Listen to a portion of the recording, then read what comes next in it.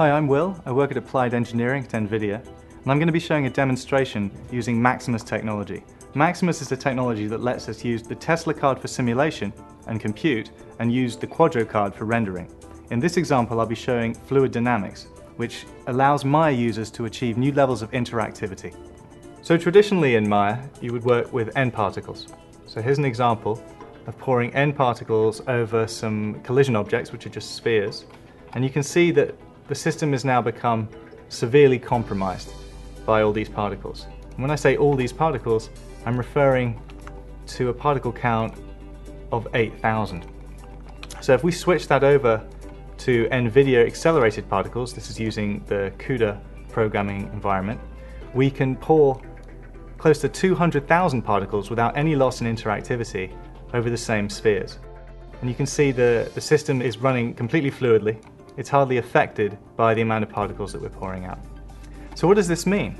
Well, when we have this level of interactivity, we can do some really interesting things.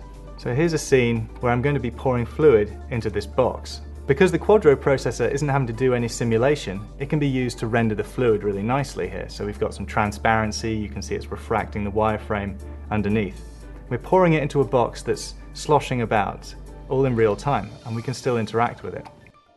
What we can also do is we can apply a height field to that box. And the height field is simply an image. This image is the NVIDIA logo. So you can see the water now falls into this displaced surface, all still completely interactively. We can also use Maya's traditional tools and fields, force fields, emitters, and so forth, to interact with the fluid. So here, I'm going to change the magnitude of this radial field to pull the fluid towards me. I can also push it away from me to the sides of the box. There is absolutely no chance that you could do this with traditional particles. The fluid dynamics is done with something called smooth particle hydrodynamics. In this example here, I'm going to be showing a pier where the waves are simply pushed into this beach scene.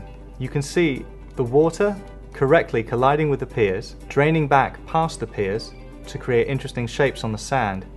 And you can also see the water creating correct arch as the wave crashes in and collides with itself as it drains back. None of this would be possible using Maya's traditional particle systems. Finally, in this example, I've created a surface which is a displaced map from a digital elevation model. We're pouring particles from an emitter at the top, and you can see the water correctly pour down into the valleys through all the crevices to form a lake down at the bottom. It's also colliding with the buildings, still remaining completely interactive.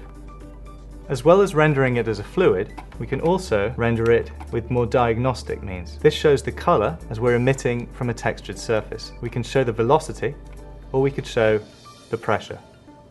At this point, a radial field has kicked in, and now the particles are being attracted to a point to create some kind of fluid monster. So this technology can radically change your particle workflow. Whereas before you'd have to simulate and render on a farm, which could be very costly, now you can see all of this on your desktop interactively. You could even work with this in motion capture. And all of this is because of the MAXIMUS technology. Simulation on the Tesla, rendering on the Quadro.